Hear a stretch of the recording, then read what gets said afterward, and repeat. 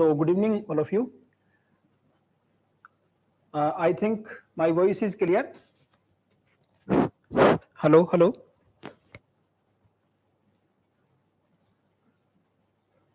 Okay.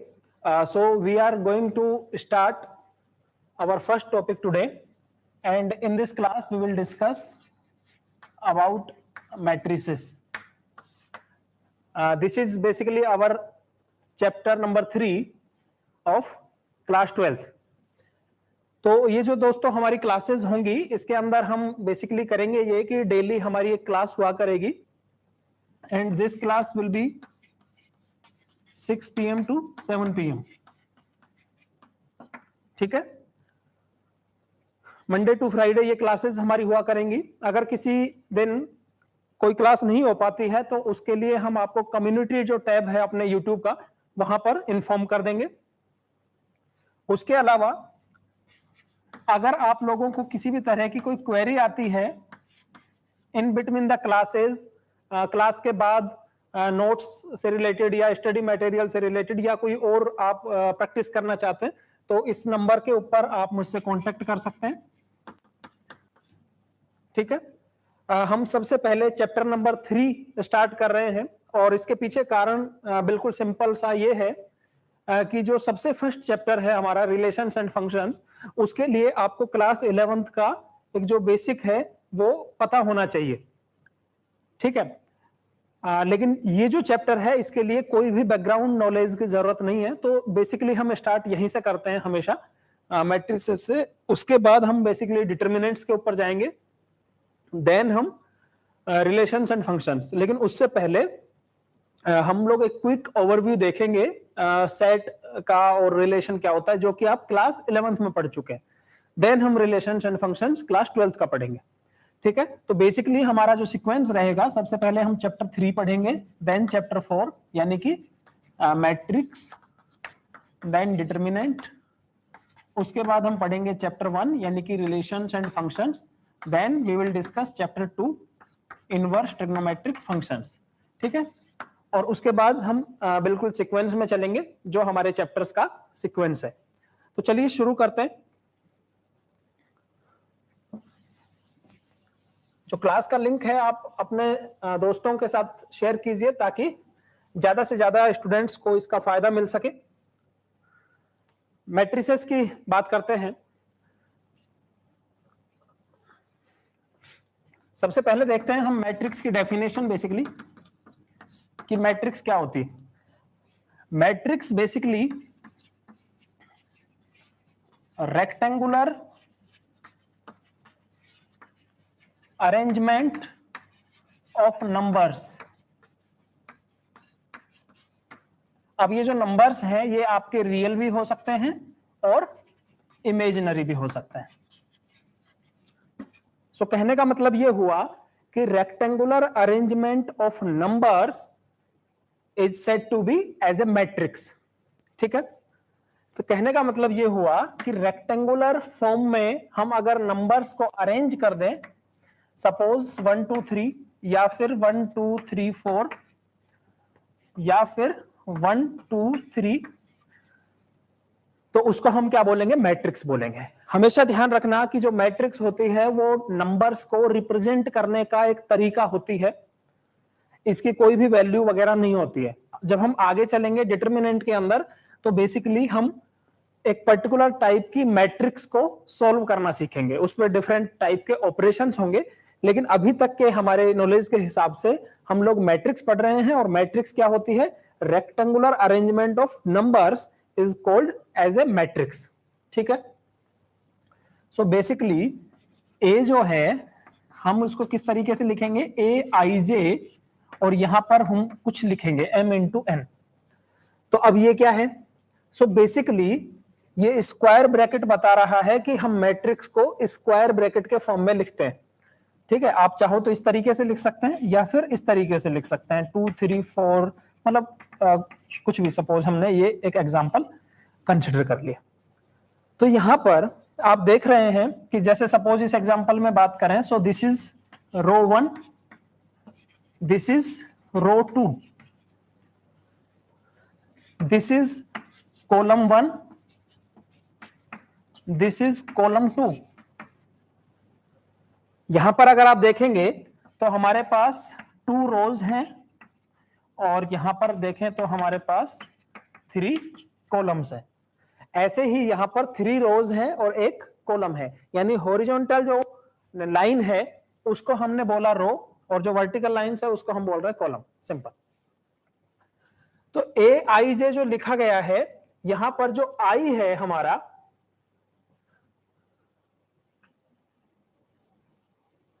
So basically हम अगर बात करें यहां पर तो 1 2 3, so these are 3 rows and 1 column.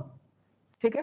सो यहां पर जो आई जे है, this I is basically ith row and this J is basically stand for jth column.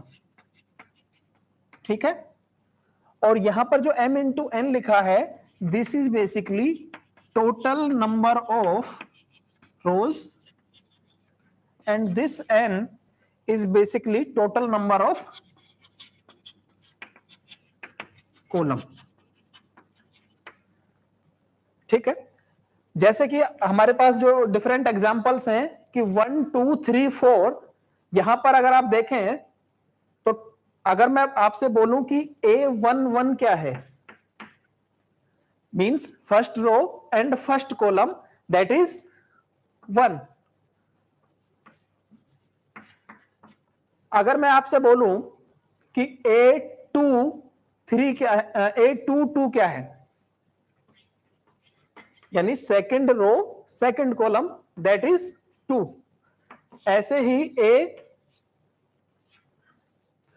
A21 that is second row first column, that is 3। और अगर हम ये बोले कि हमको total number of rows column चाहिए, तो यहां पर 2 row 2 columns, 3 row 1 column, 1 row 3 columns.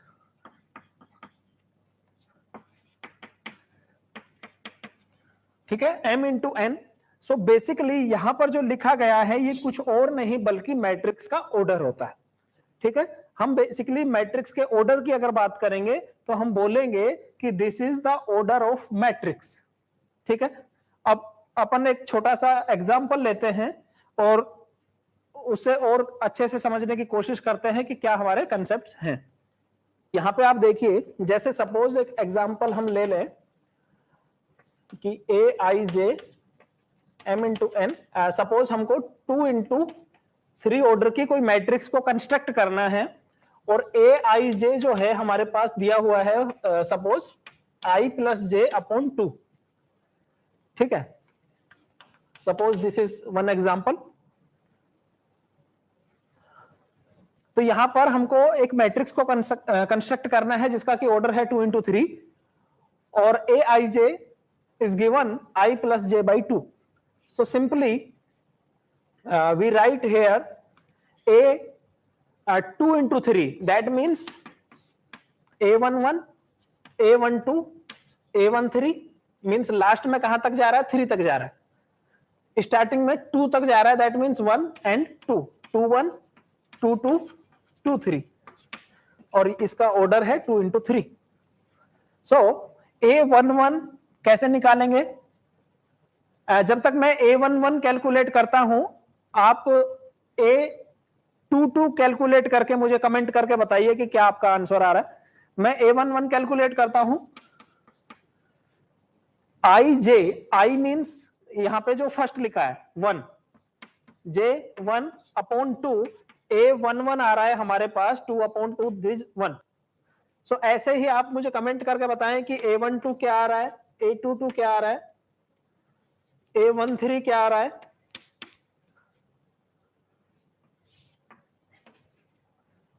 A23। So 2 plus 3 upon 2 is 5/2। Comment करके बताइए कि A12, A22, A13 आपका क्या आंसर आ रहा है, अभी कमेंट करके मुझे बताइए।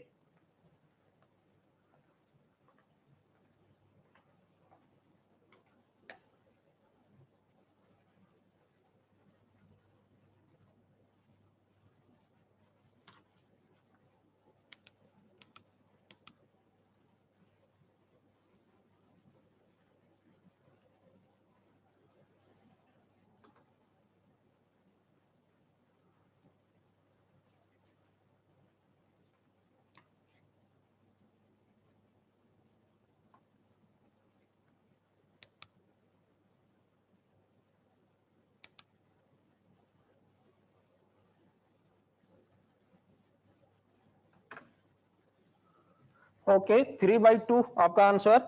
सो A12 is our 3/2 means 1 + 2 upon 2 3/2। ऐसे ही मुझे बताइए A22 क्या आएगा? 2 + 2 4 अपॉन 2 इज 2। A13 क्या आएगा? 1 + 3 4 अपॉन 2।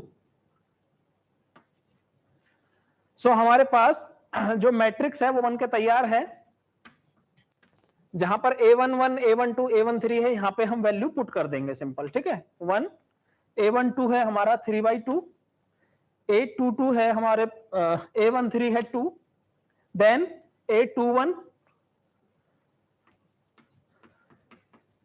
3/2 2 + 1/2, A22 है हमारे पास 2 और A13 है हमारे पास 2। This is 2 × 3 matrix. क्लियर है?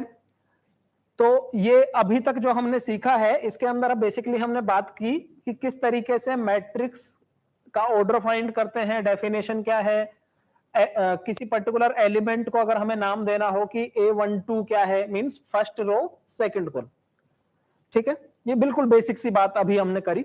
अब हम धीरे धीरे आगे बढ़ेंगे और अब हम बेसिकली सीखेंगे कि मैट्रिक्स के टाइप्स क्या हैं।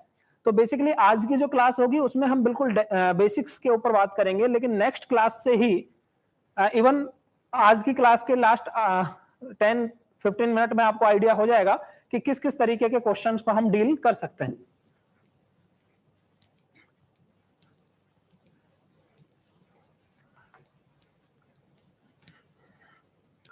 ओके, तो आगे चलते हैं। So now screen and everything is clear. If you face any kind of difficulty kindly let me know. Okay, so types of matrices.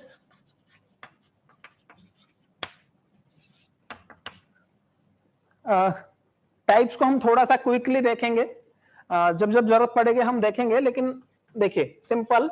सबसे पहले रो मैट्रिक्स। तो जैसा कि नाम से पता चल रहा है रो मैट्रिक्स, जिसमें कि सिर्फ रो होगी, राइट। मींस 1 2 3 1 2 3 4 5 1 2। इसमें रो 1 है, रो 1 है, यहां पे रो 2 है। रो मैट्रिक्स कब बोलेंगे? जिसमें कि सिर्फ 1 रो हो। ओके, या फिर अगर हम इसको डील करें जर्नलाइज फॉर्म में, हमने ए को कैसे लिखा था? AIJ, right, M × N। तो रो मैट्रिक्स हम बोलेंगे अगर M की जगह क्या आ जाए? 1 आ जाए। मींस एक ऐसी मैट्रिक्स जिसका ऑर्डर 1 × N हो। मतलब n की वैल्यू चेंज करेंगे। n की वैल्यू यहां पे क्या हो रही है? 3, 1 × 3। यहां पे क्या हो रही है? 5। लेकिन ये रो मैट्रिक्स नहीं है। क्लियर है? रो मैट्रिक्स वो होगी जिसमें कि सिर्फ 1 रो होगी, ठीक है। ऐसे ही कॉलम मैट्रिक्स की बात करते हैं। कॉलम मैट्रिक्स वो मैट्रिक्स होगी जिसमें कि सिर्फ कॉलम होगा, यानी कि number of columns is 1। So basically n क्या हो जाएगा? 1 हो जाएगा, और मैट्रिक्स का ऑर्डर क्या होगा? m × 1। मींस ये जो है 1 2, इसमें रो तो 2 है बट कॉलम्स कितने हैं? ओनली 1। दैट मींस सपोज 2 × 1 की तो ये हो गई है,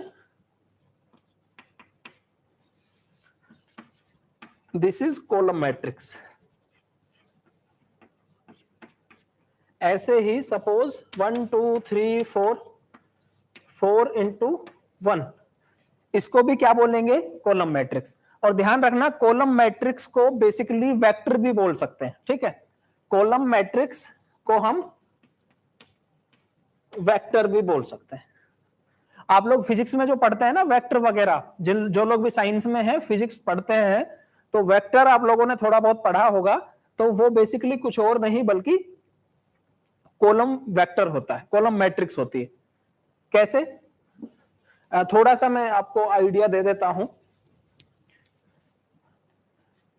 जैसे कि अगर हमारे पास कोई पॉइंट है यहाँ पे 1,2, ठीक है, तो इसको हम 1 2 इस तरीके से लिखेंगे वेक्टर के फॉर्म में, और यहाँ पे 2D के अंदर इस तरीके से प्लॉट करेंगे। ठीक है, ये अपन जब हम कभी वेक्टर पढ़ेंगे, वेक्टर 3D, वहां पे डिस्कस इसको करेंगे डिटेल में। अब इसके बाद जीरो मैट्रिक्स, वो मुझे बताने की जरूरत नहीं है, जैसा कि नाम से पता चल रहा है, जीरो मैट्रिक्स इज जिसके सारे एलिमेंट जीरो हो। ठीक है, किसी भी ऑर्डर की हो सकती है, इसको ओ से डिनोट करते हैं, 0 0 भी हो सकता है,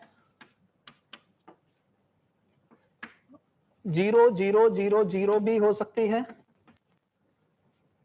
और 0 0 0 इस टाइप से भी हो सकती है।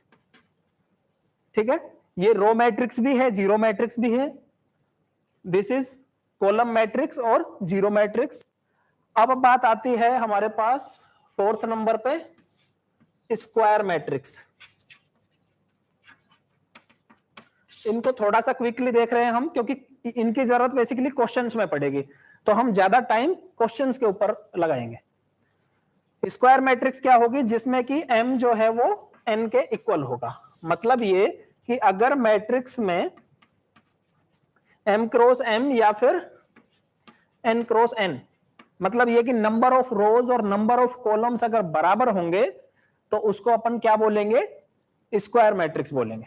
ठीक है, अगर आपका कोई भी अभी तक डाउट है तो कमेंट करके मुझे बताइए।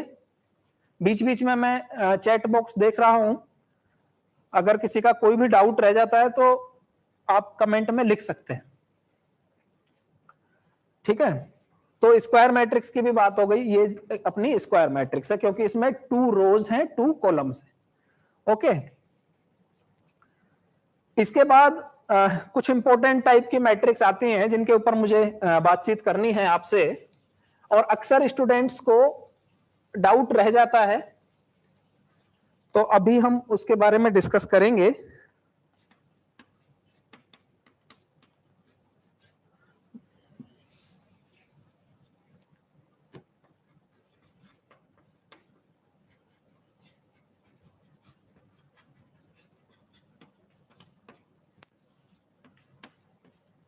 Diagonal matrix.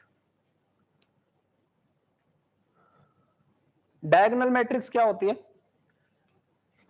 अभी मैंने यहां पे लिखाया आपको कि aij, यहां पे m into n। So basically जो डायगोनल है ना, अपन इसको डायगोनल ट्रीट करेंगे, और हमेशा ध्यान रखेंगे कि स्क्वायर मैट्रिक्स होनी चाहिए, पहली बात तो, और दूसरी बात क्या होनी चाहिए कि जो नॉन डायगोनल एलिमेंट है वो क्या होने चाहिए? जीरो होने चाहिए। मतलब ये कि aij should be zero for all I is not equal to j। मतलब ये कि जैसे अगर 2 की बात करें तो a11 a12 a21 a22, 3 की बात करें तो a11 a12 a13 a21 a22 a23 a31 a32 a33। ठीक है, डायगोनल की जब भी बात करेंगे हम हमेशा इस डायगोनल को कंसीडर करेंगे। ठीक है, पहली बात तो ये हमेशा आपको ध्यान रखनी है कि जब भी डायगोनल की बात करेंगे हम सिर्फ इसी डायगोनल को कंसीडर करेंगे एज ए प्रिंसिपल डायगोनल।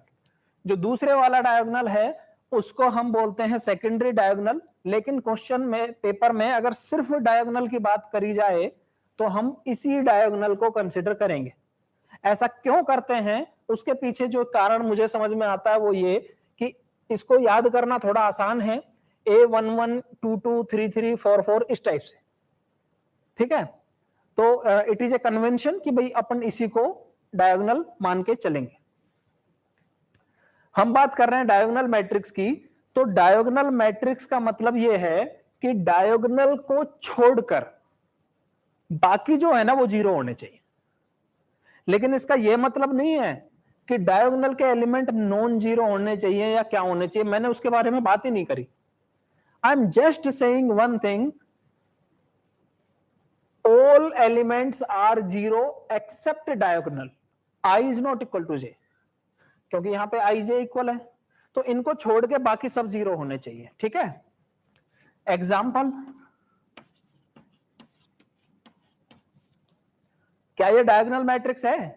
जैसे ही आपके पास क्वेश्चन आए कि डायगोनल है कि नहीं, डायगोनल को हाइड कर लीजिए और बाकी देखिए कि 0 दिख रहे हैं कि नहीं। सारे अगर 0 हैं डायगोनल के अलावा, तो that means diagonal. This is diagonal,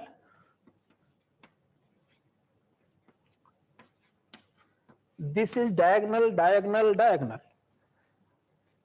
इस तरीके के क्वेश्चंस में स्टूडेंट्स को बहुत ज्यादा डाउट आता है कि सर यहां 0 आ गया, आपने कहा था कि डायगोनल को छोड़ के सब 0 होने चाहिए।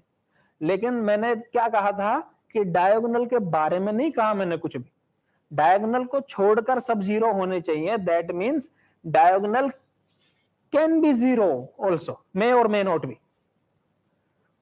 ठीक है, लेकिन अगर ऐसा केस हो गया या 0, तो ये डायगोनल नहीं है, क्योंकि डायगोनल के अलावा यहां पर हमारे पास नॉन जीरो आ रहा है, जो कि हमने नहीं कहा। ओके, तो diagonal matrix is very important. आप लोगों को इसके बारे में पता होना चाहिए कि क्या इसकी प्रॉपर डेफिनेशन है। कमेंट करके मुझे बताइए कि आपको डेफिनेशन समझ में आई कि नहीं आई।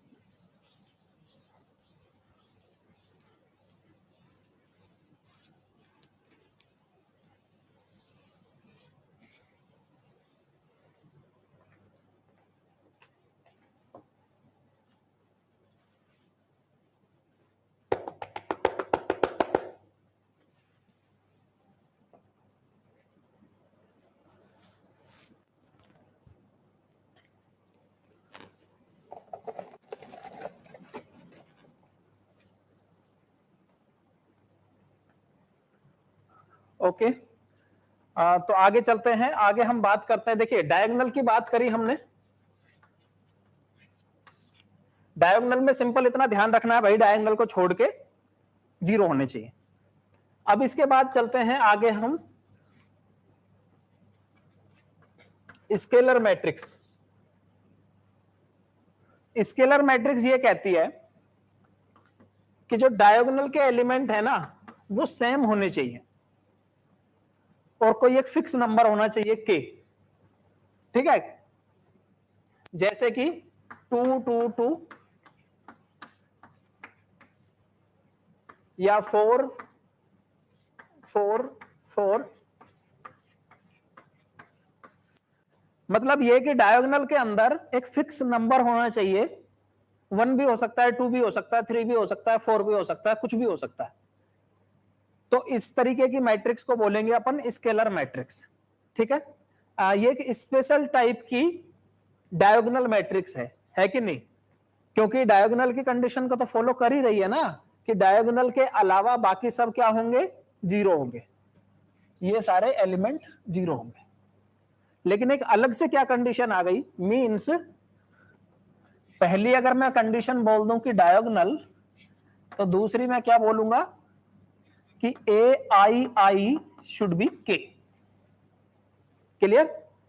लेकिन अगर सपोज कोई डायगोनल नहीं बोलना चाहे, तो इसकी दूसरी डेफिनेशन क्या हो सकती है कि ये स्क्वायर मैट्रिक्स होगी, ai जो है वो k होगा और aij जो है वो 0 होगा for all i is not equal to j, क्योंकि ये दोनों तो डायगोनल की डेफिनेशन है। ठीक है, तो आप कोई भी एक डेफिनेशन इनमें से यूज कर सकते हैं। आगे चलते हैं, इसी का एक स्पेशल टाइप, डायगोनल का एक स्पेशल केस है स्केलर मैट्रिक्स। स्केलर की ही एक स्पेशल टाइप है आइडेंटिटी मैट्रिक्स।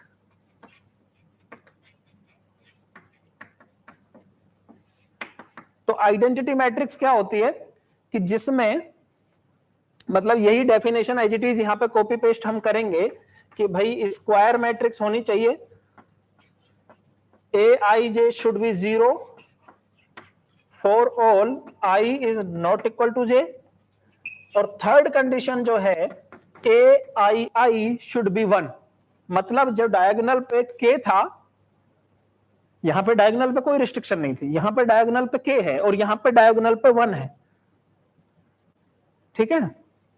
तो आइडेंटिटी मैट्रिक्स वो मैट्रिक्स जिसमें कि डायगोनल पे 1 हो बाकी सब 0 हो, ठीक है।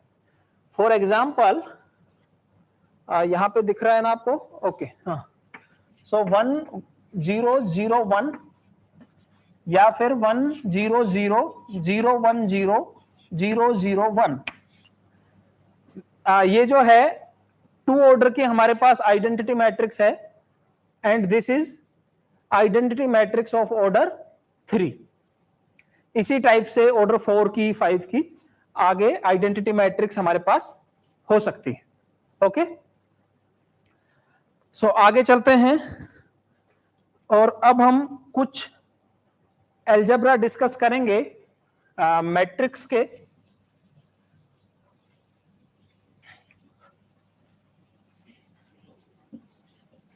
अलजेब्रा डिस्कस करें उससे पहले मुझे लगता है कि 2 इंपॉर्टेंट टाइप और हैं, उनको भी डिस्कस कर लेते हैं। हालांकि वो अपनी एनसीईआरटी की बुक में बहुत बाद में दिए हुए हैं, मींस उनके ऊपर एक कंप्लीट एक्सरसाइज है। आप लोगों को हो सकता है ये अभी लग रहा हो कि सर थ्योरी पढ़ा रहे हैं, बट मैं आपको बताऊं कि अभी तक जो भी हमने पढ़ाया है पिछले हाफ आवर में, ऑलमोस्ट आपकी 1.5 एक्सरसाइज कंप्लीट हो चुकी हैं, और अभी मैं अगले जो 5 मिनट में आपको बताऊंगा उससे आपकी एक एक्सरसाइज और खत्म हो जाएगी, ठीक है।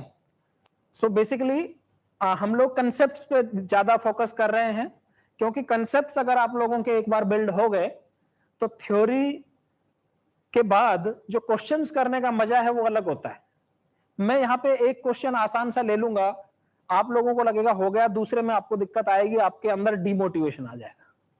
यहाँ पे मैं क्या करता हूँ, थ्योरी पे ज्यादा कंसंट्रेट करता हूँ, थोड़ा सा बोरिंग लग सकता है, लेकिन जब आप क्वेश्चंस करेंगे then you will enjoy, and you will enjoy the beauty of mathematics.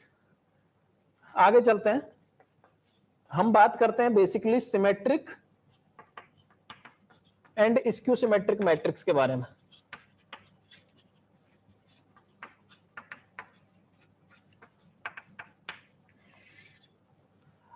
Okay, लेकिन उससे पहले हमको थोड़ा सा पता होना चाहिए एक दो छोटे छोटे कंसेप्ट्स के बारे में। इससे पहले हमको थोड़े से कंसेप्ट के बारे में पता होना चाहिए, वो अपन सीख लेते हैं। तो हम डिस्कस करते हैं ट्रांसपोज ऑफ ए मैट्रिक्स, ठीक है। मैट्रिक्स हम लोगों को पता है क्या होती है भाई, रेक्टेंगुलर अरेंजमेंट ऑफ नंबर्स, मतलब सिंपल कि नंबर्स को रेक्टेंगुलर फॉर्म में अरेंज कर दिया, उसी को बोल दिया मैट्रिक्स।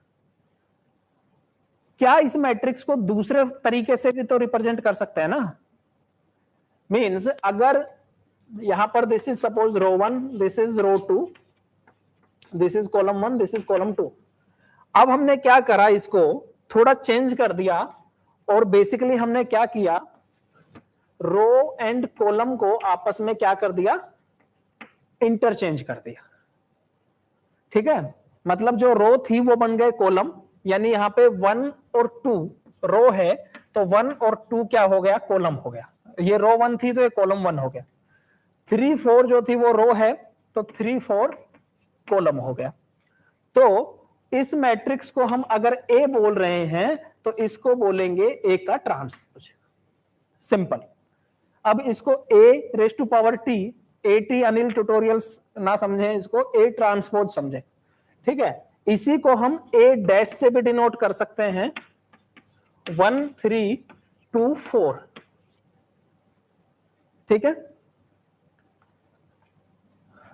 सपोज एक और एग्जांपल ले लेते हैं, 1 2 3 4 5 6। अगर हम इसका ए ट्रांसपोज लिखना चाहें तो वो क्या होगा? सबसे पहली बात तो ये कि इसका ऑर्डर है 2 into 3। अगर ट्रांसपोज की बात कर रहे हैं तो नंबर ऑफ रोज और नंबर ऑफ कॉलम्स भी तो चेंज होगा भाई। रो कॉलम में चेंज हो रहा है, कॉलम रो में चेंज हो रहा है, सो इसका ऑर्डर आएगा 3 into 2, मतलब ये चेंज हो जाएगा। 1 2 3 यहां पे रो है तो ये कॉलम बन गया, 4 5 6 रो है, कॉलम बन गया। अब हो सकता है कोई ये सवाल पूछे कि सर रो ही कॉलम में क्यों बदला, क्या कॉलम रो में नहीं बदला? ऑब्वियसली यहां पे कॉलम है 1 4 1 4, 2 5 कॉलम है, 2 5 रो बन चुका है, 3 6 कॉलम है, 3 6 रो बन चुका है। सो this is the transpose of A matrix. अच्छा ये बताओ कि ट्रांसपोज का ट्रांसपोज ले लेंगे तो क्या होगा?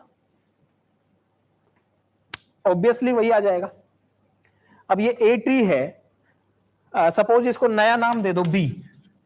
अब अगर मैं इसका ट्रांसपोज करूं, ए ट्रांसपोज का ट्रांसपोज, तो क्या होगा? जो रो है वो कॉलम बन जाएगा, 2 5 कॉलम बन गया, 3 6 कॉलम बन गया। सो ये कुछ और नहीं बल्कि वापस से ए आ चुका है। तो कहने का मतलब ये हुआ कि ये एक हमारी प्रॉपर्टी हो गई बहुत इंपॉर्टेंट कि ट्रांसपोज का ट्रांसपोज हमारे वापस ए होगा। दूसरी बात देखिए,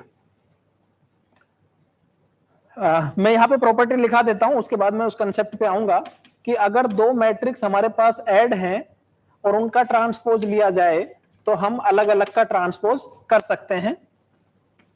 अगर दो मैट्रिक्स को मल्टीप्लाई करा जाए तो पहले बी ट्रांसपोज होगा फिर ए ट्रांसपोज होगा, और अगर कुछ के मल्टीप्लाई किया जाए तो के बाहर आ जाएगा और ए ट्रांसपोज होगा। अब ये वाली प्रॉपर्टी तो हमने यहां पर डिस्कस कर ली। इन तीनों प्रॉपर्टी के अंदर तीन अलग अलग कंसेप्ट छिपे हुए हैं जो कि अभी हम लोग या तो अभी डिस्कस करेंगे या फिर नेक्स्ट क्लास में डिस्कस करेंगे। यानी कि हम एडिशन ऑफ मैट्रिक्स भी डिस्कस करेंगे, हम लोग मल्टीप्लीकेशन ऑफ मैट्रिसेस डिस्कस करेंगे, और हम लोग स्केलर मल्टीप्लीकेशन विद मैट्रिक्स, यानी कोई स्केलर है जिसको कि हम मैट्रिक्स से मल्टीप्लाई कर रहे हैं। ये तीन इंपॉर्टेंट कंसेप्ट हम लोगों को समझने हैं।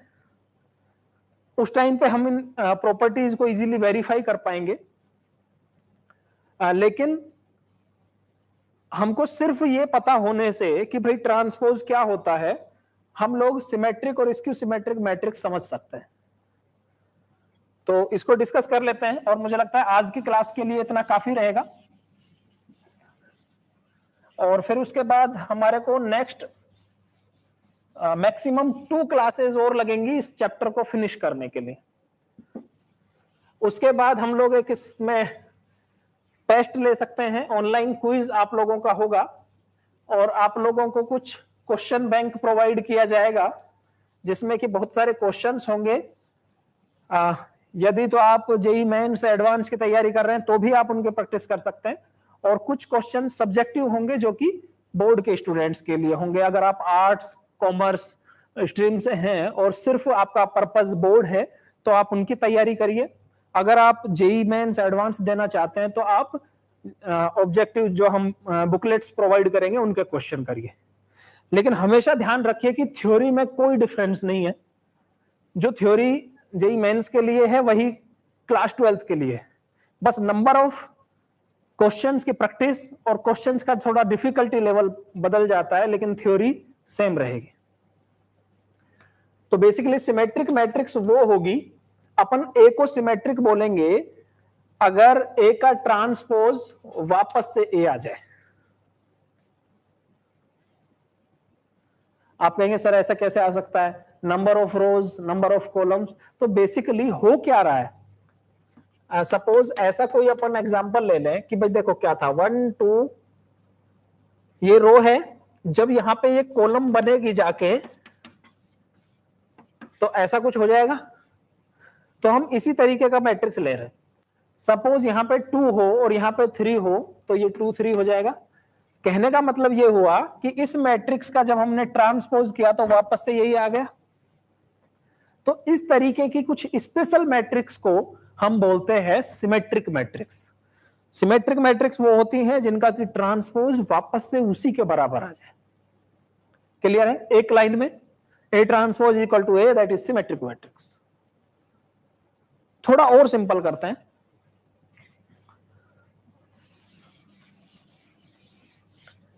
A जो है Aij होता है भाई, A का ट्रांसपोज क्या होता है कि Aij मतलब ith रो jth कॉलम आपस में चेंज हो जाता था, Aj हो जाता था अपने पास। और अब हम क्योंकि A ट्रांसपोज को A के इक्वल दिखा रहे हैं, that means Aij is equal to Aj।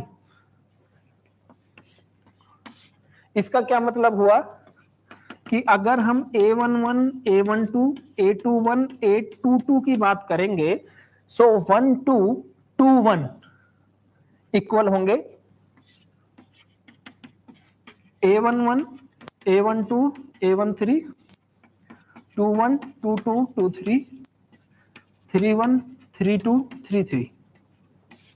इसमें क्या होगा 1 2 2 1 1 3 3 1 2 3 3 2। मतलब सिंपल आप उस नंबर को पलट दीजिए भाई, A12 है तो 2 1, 3 1 है तो 1 3 है तो 3 1, 2 3 है तो 3 2। अगर वो इक्वल है तो सिमेट्रिक, और अगर उसके माइनस के इक्वल है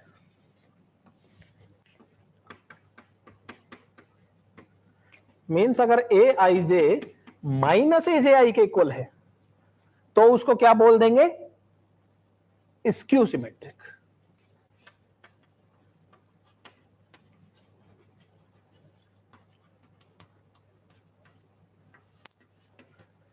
इसको बोलेंगे सिमेट्रिक।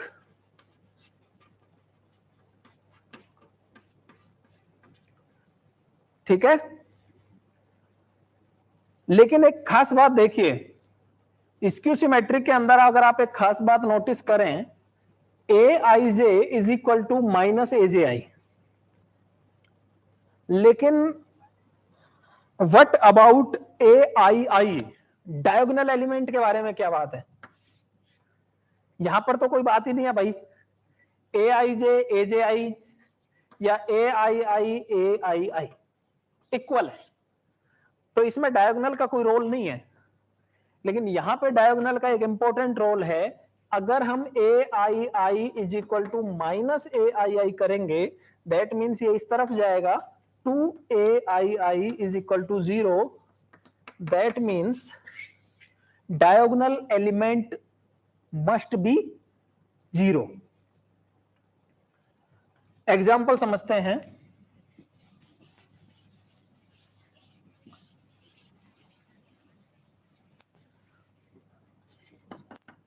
1 2 2 1, सपोज यहां 4 ले लेते हैं, तो भाई जो यहां पे है वो यहां पे हो गया, that is symmetric.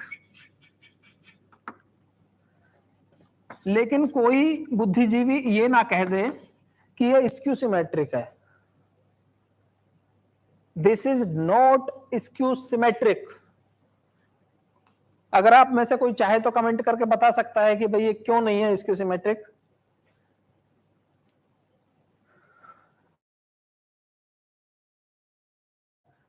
Why this is not skew symmetric? So comment your answer. क्यों नहीं है? ये तो ठीक है, इसके माइनस के इक्वल है। क्या 1 इसके माइनस के इक्वल है? मतलब ये कि diagonal element should be 0 for skew symmetric matrix. So this is not symmetric, not skew symmetric.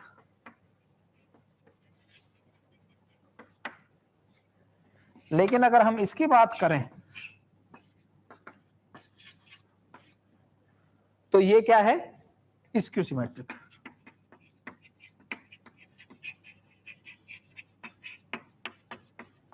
ठीक है, एक दो छोटे छोटे बिल्कुल कंसेप्ट हैं कि भाई एडिशन कैसे करेंगे। सपोज दो मैट्रिक्स अपने पास है, हमको उनको ऐड करना है, A प्लस बी। तो इसको मैं डिटेल में नहीं बता रहा हूं, आप बिल्कुल समझ जाएंगे। ऑब्वियसली यार देखो, जब हम ऐड करना चाह रहे हैं दो मैट्रिक्स को, इसका मतलब क्या होगा कि उनके जो करस्पॉन्डिंग एलिमेंट है वो ऐड हो जाएंगे। ठीक है,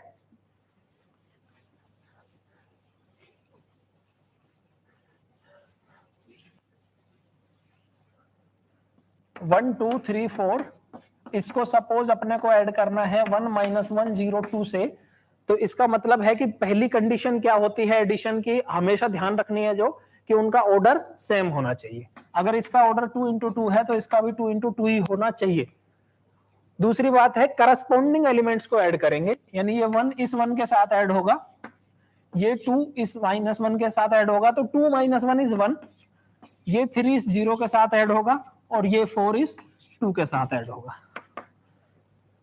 ऐसे ही सब्सट्रैक्शन के केस में कर देंगे। अगर माइनस करना होगा तो आप माइनस कर दो करस्पॉन्डिंग एलिमेंट को, और ऑर्डर सेम होना चाहिए। अगर हम स्केलर मल्टीप्लिकेशन की बात करें कि किसी मैट्रिक्स के साथ हमको कोई नंबर मल्टीप्लाई करना है, तो वो बेसिकली हर एलिमेंट से जाके मल्टीप्लाई हो जाएगा। ठीक है, अब हमारे पास एक इंपॉर्टेंट जो चीज बची है वो बची है मैट्रिक्स का मल्टीप्लिकेशन। दो मैट्रिक्स अगर हैं और उनको आपस में मल्टीप्लाई करें तो कैसे करें, ये चीज हम कल डिस्कस करेंगे।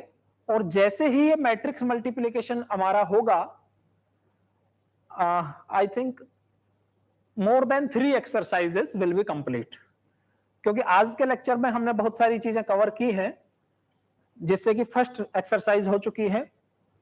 सेकंड एक्सरसाइज के अंदर मैट्रिक्स मल्टीप्लिकेशन की जरूरत पड़ेगी थोड़ी सी। वैसे ऑलमोस्ट क्वेश्चंस आप कर सकते हैं अभी तक की नॉलेज के हिसाब से, लेकिन मैट्रिक्स मल्टीप्लिकेशन जैसे ही अपन कंप्लीट करेंगे तो सेकंड एक्सरसाइज भी कंप्लीट हो जाएगी, और थर्ड जो एक्सरसाइज है उसका भी आप मैक्सिमम पार्ट अभी भी कर सकते हैं, बट जब नेक्स्ट क्लास होगी तो देन उसके बाद आप 3 और then more than 3 exercises you can complete from this chapter. ठीक है, सो बेसिकली हमारा जो प्लान रहेगा आगे वो ये रहेगा कि हम वीक के अंदर मिनिमम 4 क्लासेस करेंगे। मींस मेरा टारगेट है 5 क्लासेस का, बट अगर किसी पर्टिकुलर डे नहीं हो पाती है क्लास तो then we will make up for that class. So minimum 4 classes per week we will held in this course, and after that we will do some online quizzes and I will provide you some study materials for the practice purpose. ठीक है, सो इस तरीके की चीजों के लिए ज्यादा जानकारी अगर आपको चाहिए तो आप मेरे कॉन्टेक्ट नंबर हैं इसके ऊपर कॉन्टेक्ट मुझसे कर सकते हैं। ठीक है, इस पे आप व्हाट्सएप करिए, कॉल हो सकता है कि कभी अगर पिक ना हो पाए तो व्हाट्सएप मैसेज अगर आप करेंगे तो ज्यादा मेरे लिए भी कन्वीनियंट रहेगा, आपके लिए भी। ठीक है, so we will meet in the next class and we will discuss the matrix multiplication. After that we will discuss some more concepts of our chapter matrices. So thank you for watching the class.